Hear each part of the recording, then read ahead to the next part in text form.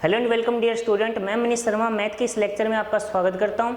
तो बच्चों हम पढ़ रहे थे आपका लिमिट और कंटिन्यूटी, जिसका बच्चों आज हमारा उसका है लेक्चर नंबर 5।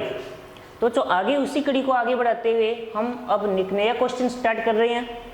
क्वेश्चन है बच्चों कि fx इक्वल टू e की power 1/x divide by 1 plus e raise to the power 1/x।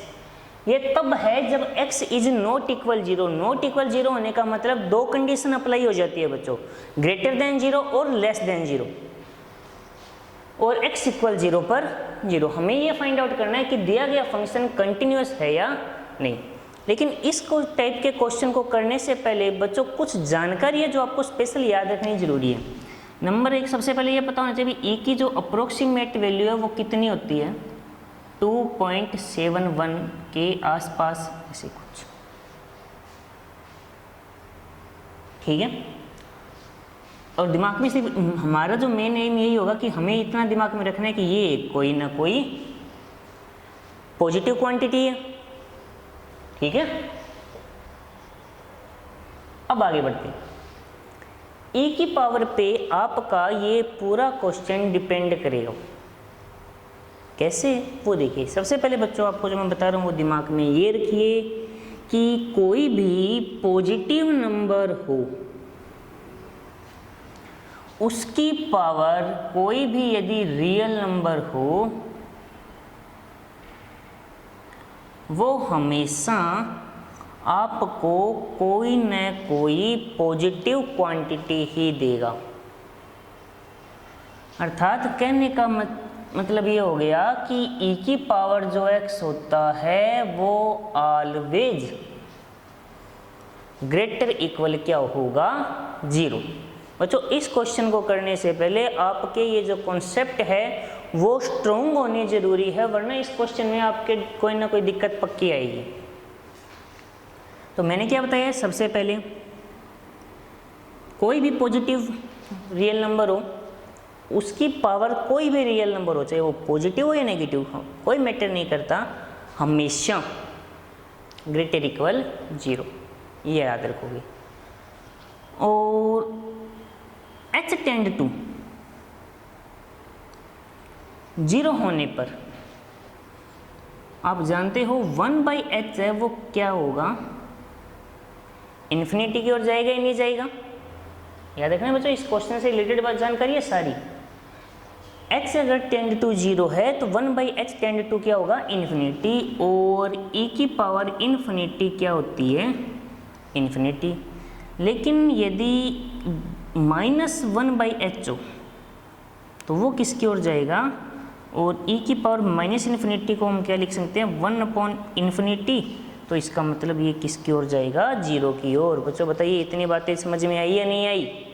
इस क्वेश्चन को करने के लिए ये इतनी जानकारी आपके पास होनी जरूरी है। नंबर 1, e की पावर कुछ भी हो ऑलवेज ग्रेटर इक्वल जीरो, कभी नेगेटिव नहीं होती। हाँ बाकी चीज़ें नेगेटिव हो सकती है क्वेश्चन में अगर साथ कोई है, लेकिन ये ऑलवेज पॉजिटिव, फिर ठीक है।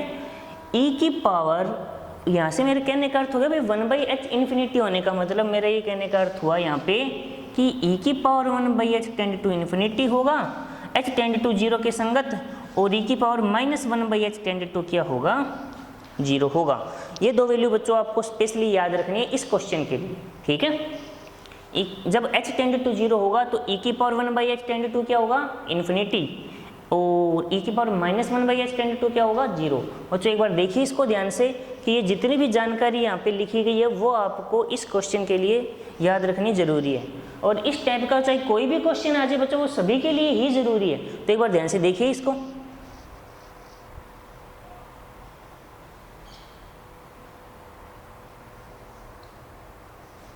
तो बच्चों यदि इतनी बात आपके कवर हो जाती है तो अब इस क्वेश्चन में फिर अब कुछ नहीं बचा है।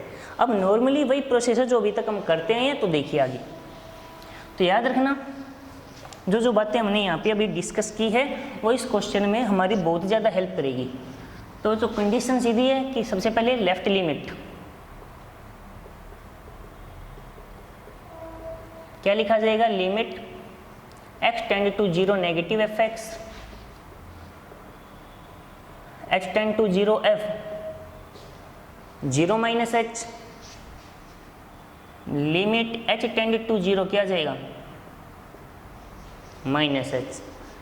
तो माइनस एच जब आप वहाँ पे पुट करोगे तो क्या जाएगा, limit h tend to 0 e की पावर -1/h 1 प्लस e की पावर -1/h।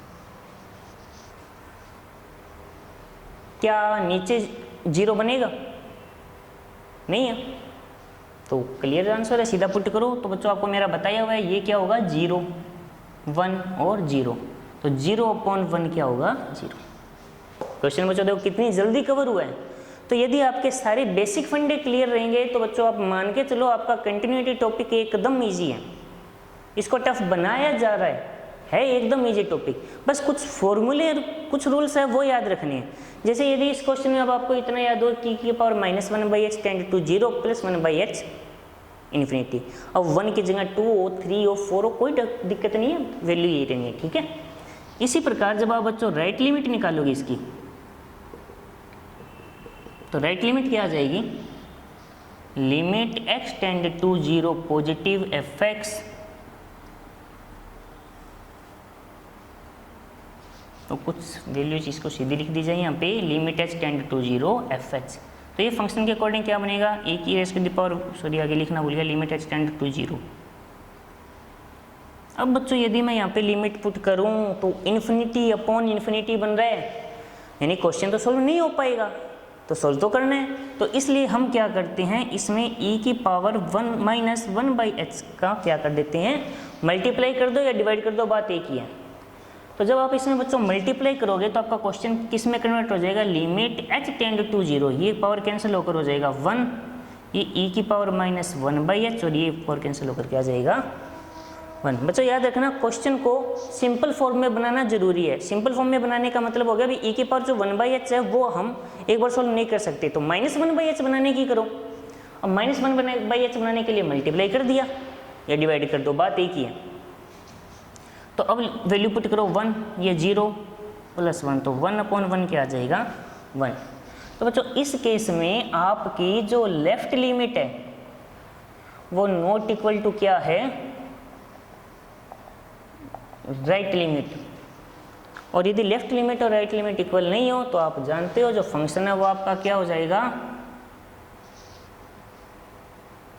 डिसकंटिन्यूअस।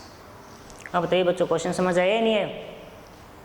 तो यदि आपके जो जितने भी फॉर्मूले बताए गए हैं वो सारे अगर आप याद रखते हो तो बच्चों मानकर चलो ये कंटिन्यूटी टॉपिक आपका जल्दी से जल्दी कवर हो जाएगा, और इसमें मैं इसकी गारंटी ले सकता हूँ कि आपके नंबर नहीं कटेंगे यदि आप बेसिक जो रूल्स आपको बताए गए हैं यदि वो सारे आपके माइंड में फीड है, ठीक है। तो बच्चों क्वेश्चन समझ आ गया होगा, जो रूल बताए हैं बस वही रखने हैं आपको याद, e की power -1/h 0 plus 1/h infinity. और इस क्वेश्चन में हमने मल्टीप्लाई किया क्योंकि ये इन्फिनिटी अपॉन इन्फिनिटी बन रहा है, तो हम इसको थोड़ा सा चेंज करने के लिए, ठीक है। हाँ यहाँ पे डी एल हॉस्टल रूल भी लग जाता लेकिन उससे प्रोसेस थोड़ी लेंथी ही रहती। चलो बच्चों एक बार इस पर डी एल हॉस्टल यदि रूल लगाया जाए तो क्या सॉल्व हो सकता है। तो चलो ये मेरी तरफ से आपके लिए क्वेश्चन मान लो, एल हॉस्टल रूल आप लगा के देखोगे। चलो मैं बता देता हूँ कि e की पावर 1/x का डिफ्रेंशिएशन क्या होता है, e की power 1/x minus x square, तो इसका डिफ्रेंशिएशन करो h अपॉन, और नीचे भी क्या आएगा, यहाँ से कर रहे हैं बच्चों हम डिफ्रेंशिएशन, तो 1 का 0 माइनस का e की power 1/h upon h square, ये कैंसिल होकर क्या वैल्यू देगा आपको 1 देगा। तो यदि आपके ये दिमाग में नहीं आता है मल्टीप्लाई करें तो आप एल हॉस्टल रूल भी लगा के देख सकते हो, या एक्सपेंशन करने वाला जो भी आपको रूल अच्छा लगे वो लगा सकते हो। बस एक बात आप स्पेशली याद रखोगे कि जब भी लिमिट अप्लाई करो तो फॉर्म है वो जो मैंने कहा ना अनडिटरमाइंड फॉर्म थी कुछ जो मैंने बताया था जिनको आप सॉल्व नहीं कर सकते हो, वो वैल्यू नहीं बननी चाहिए, ठीक है। क्वेश्चन हो गया सॉल्व। आगे बच्चों एक और क्वेश्चन देखिए अब इसके बाद का।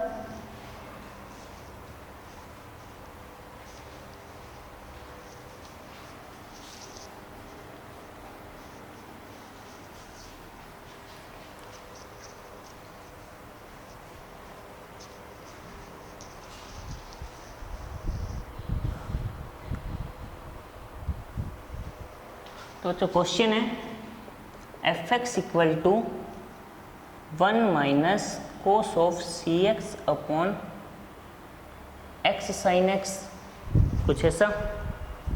और ये 1/2 ये तब है जब x is not equal to 0, और ये तब है बच्चों जब x इक्वल टू क्या हो 0।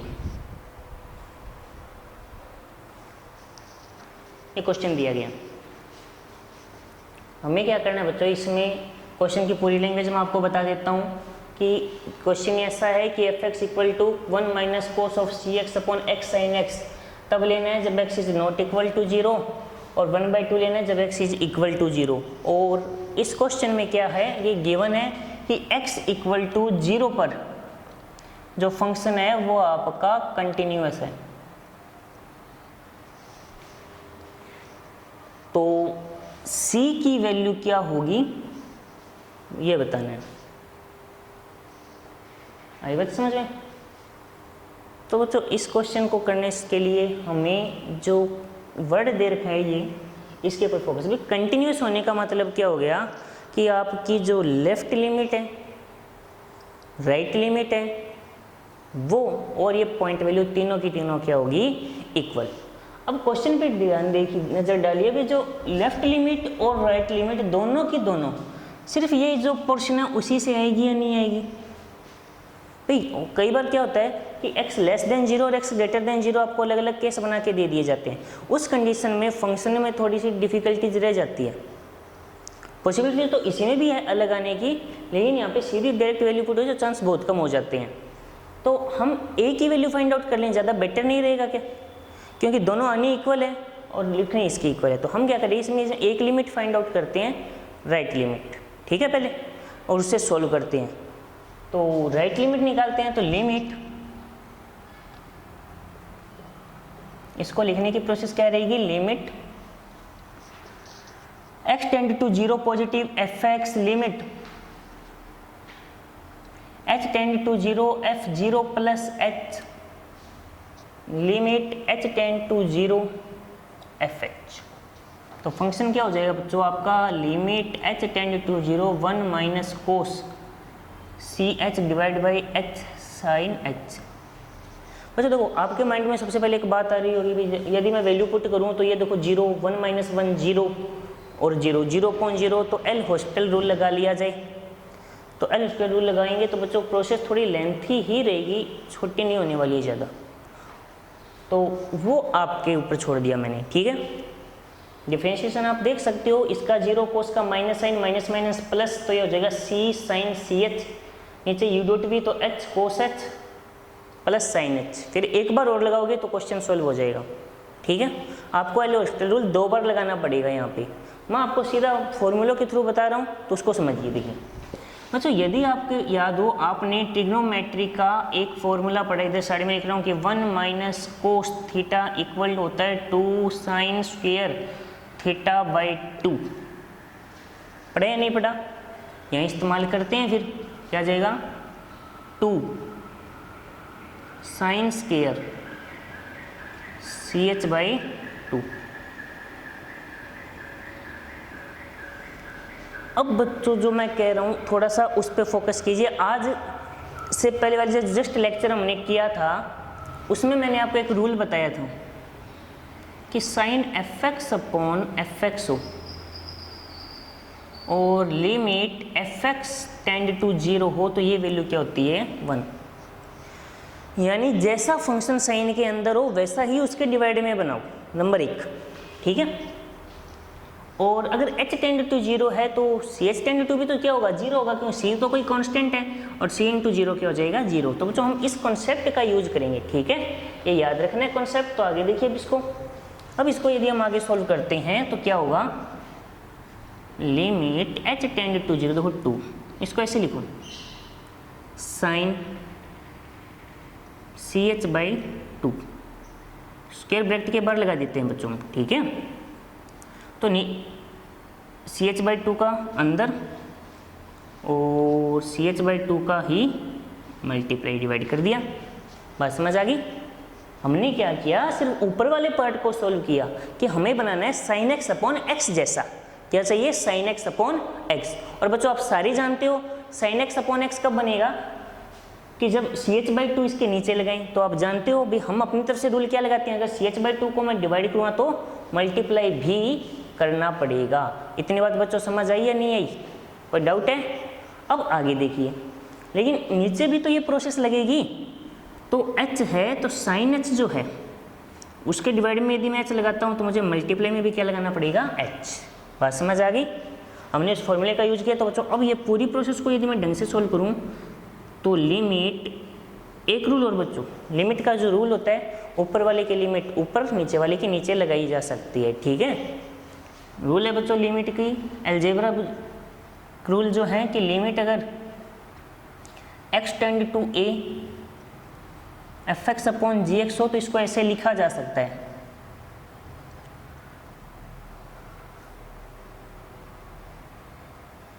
gx।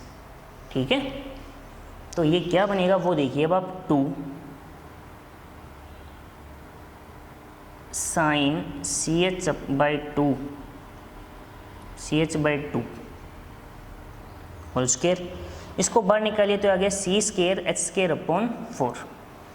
ठीक है, नीचे क्या आ जाएगा, साइन h अपॉन h, और ये आ गया यहाँ पे h²। तो ऊपर नीचे लिमिट अलग अलग कर दो तो ये हो जाएगा sine limit CH tend to 0 और नीचे आ जाएगा लिमिट h टेंड टू 0। ठीक है बच्चों, कोई डाउट है यहाँ तक, बताइए, कवर हुआ होगा सारा। भी CH टेंड टू 0 क्यों लिखा उसका रीज़न मैं बता देता हूँ कि अगर h टेंड टू 0 है तो CH टेंड टू भी क्या रहेगा, 0, ताकि ये आपको कन्फ्यूजन कवर हो जाए पूरा, यानी कोई डाउट ना रही, तो इसको वैसा बना दिया। तो बच्चों लिमिट अप्लाई करने से पहले h² कैंसिल हो जाएगा, ये 2, तो अब वैल्यू पुट करो तो ये क्या होगा, 1 का स्क्वायर C²/2 डिवाइड बाई 1, तो ये वैल्यू क्या आ जाएगी पूरी की पूरी C²/2।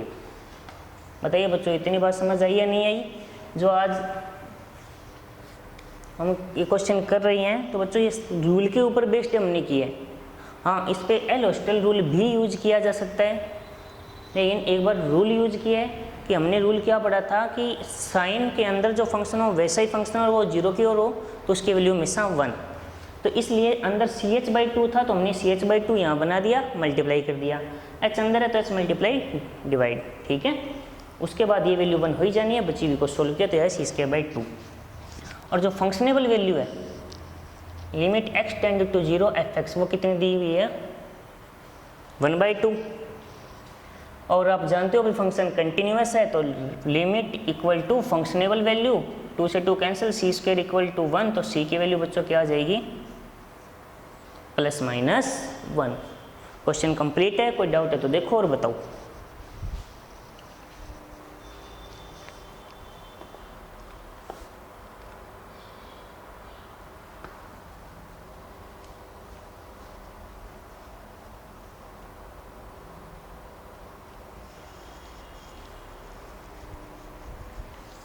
देखिए बच्चों क्वेश्चन समझ आया ही नहीं है, तो जो रूल याद होने पर आप कोई भी क्वेश्चन हो उसको आसानी से सोल्व कर सकते हो।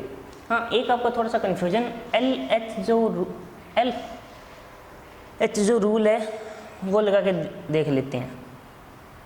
एल हॉस्टल जिसे आप कहते हो, यदि डिफरेंशिएशन करें तो 1 का 0 कोस का माइनस साइन होता है, माइनस माइनस प्लस, तो हो जाए C sine CH, H sine H का H कोस H का 1 तो सीधा आ जाएगा। अब इसका दोबारा करो तो ये आ जाएगा C² cos CH divide by H छोड़ो, कोस का minus sine H, cos H as it is, इसका 1 और साइन H का कोस H। अब बच्चों यदि H टेंड टू आप 0 पुट करोगे तो ये 1, ये 0, ये 1 और 1, तो ये क्या हो जाएगा C²/2, और ये यहाँ है देख सकते हो।